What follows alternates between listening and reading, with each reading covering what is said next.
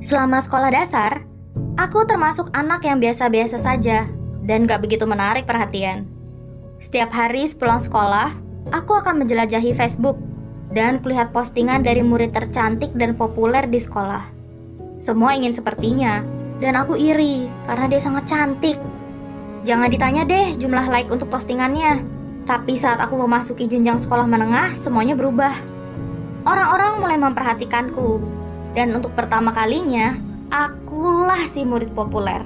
Semua orang ingin berteman denganku, dan ketika aku posting foto selfie di Facebook, itu mendapatkan 1000 like.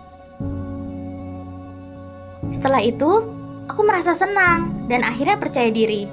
Dan dalam sekejap, ku dapatkan permintaan pertemanan lebih dari 5.000 di Facebook. Saat masih kecil, aku gak pernah merasa percaya diri dan gak pernah merawat diriku karena ku pikir gak ada yang peduli. Tapi sekarang, saat semua orang memperhatikanku, aku merasa cantik. Tapi satu hari saat bangun tidur, kulihat jerawat besar di pipiku. Aku gak tahu harus apa, jadi ku coba memecahkannya. Tapi itu membuatnya makin sakit. Aku sangat sadar diri dan gak ingin siapapun melihat wajahku. Jadi, aku pura-pura sakit dan memakai masker. Ku coba untuk menghiraukan jerawat itu, berharap akan hilang dengan sendirinya, tapi ternyata enggak. Justru itu menjadi semakin buruk dan jerawat lain mulai bermunculan di wajahku. Dari pipi, ke hidung, dan mulut. Wajahku jadi merah dan gatal. Aku gak tahu harus bagaimana. Aku sangat malu dan sedih. Aku sembunyikan wajahku dan gak meninggalkan rumah sama sekali, karena aku gak ingin ada yang melihat wajahku. Aku gak tahan dan gak mau memakai masker terus. Jadi, ku masuki kamar mama mencari sesuatu yang bisa membantu. Kutemukan peralatan riasnya dan mengambil foundation mama. Kugunakan tiap hari untuk menutupi jerawatku. Dan untuk sementara waktu, itu berhasil. Sampai foundationnya habis. Ku minta temanku menemani pergi untuk membeli yang baru. Dan kami berakhir menghabiskan waktu di mall, sampai aku lupa tentang wajahku, hingga kulihat foto yang kami ambil. Temanku melihat kacaunya wajahku, dan menyarankan agar menggunakan aplikasi kecantikan untuk menutupinya. Awalnya, aku bersemangat memposting foto yang diedit. Tapi kemudian, beberapa teman sekelasku mulai berkomentar, menanyakan kemana perginya jerawatku. Aku merasa sangat malu, hingga akhirnya berbohong, dan mengatakan bahwa jerawatku sudah hilang. Namun, saat aku masuk sekolah di hari Senin, semua melihat wajahku dan mulai mentertawakanku.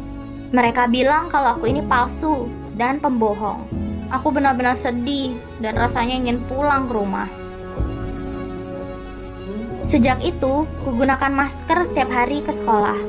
Tapi setiap kali ku berjalan menuju kelas, aku bisa mendengar orang-orang tertawa dan menunjukku. Kadang mereka bahkan berteriak padaku berkata, "Hei lihat, itu si tukang bohong dengan wajah jeleknya." Aku gak bicara dengan siapapun di sisa hari itu, dan yang kulakukan hanya fokus menahan air mata. Saat sekolah selesai, seorang murid perempuan mendatangiku dan berkata di hadapan semua orang, "Iu, banyak jerawat di mukamu. Emang kamu gak pernah cuci muka?" Aku gak tahan lagi dan mulai menangis. Gak pernah aku merasa sejelek ini. Perundungan itu akhirnya sampai di mana teman sekolahku berkata jika mereka menyentuhku, maka mereka juga akan jadi jelek sepertiku. Mereka bertingkah seakan aku memiliki penyakit menular. Di saat seperti itu, rasanya aku ingin mengakhiri hidup dan gak pernah mau pergi dari rumah atau masuk sekolah. Itu menjadi sangat buruk saat aku benar-benar gak ingin pergi ke sekolah dan berlama-lama saat bersiap-siap. Mama menjadi kesal padaku dan berkata aku harus cepat dan pergi ke sekolah. Kumohon padanya, berkata bahwa toh itu sudah terlambat dan sebaiknya aku di rumah aja. Tapi mamaku gak mau mengerti kenapa aku bertingkah seperti itu, dan akhirnya kami bertengkar. Ku lari ke kamar dan membanting pintunya. Mama menelepon tanteku untuk mencoba bicara padaku, tapi gak ku jawab. Aku hanya ingin sendirian. Setelah beberapa lama mereka meninggalkanku, dan aku duduk di lantai berjam-jam, berharap ini semua berakhir. Mama datang dan menaruh makanan di depan pintu kamarku, tapi gak ku makan sama sekali. Yang kulakukan hanyalah menangis sampai aku tertidur. Saat bangun, aku berbaring lemah sambil membayangkan menghadapi teman sekelasku. Aku gak ingin melihat siapapun.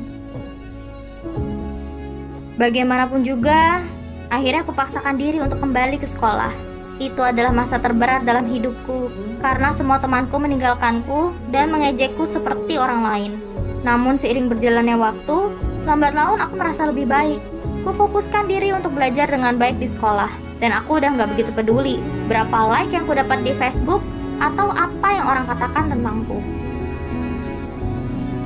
Papa akhirnya mengajakku ke dokter kulit, dan mereka meresepkan krim untuk mengatasi jerawatku. Itu membuatku sadar bahwa untuk waktu yang lama yang kupikirkan adalah apa yang orang lain pikir tentangku, tapi gak pernah tentang apa yang kurasakan.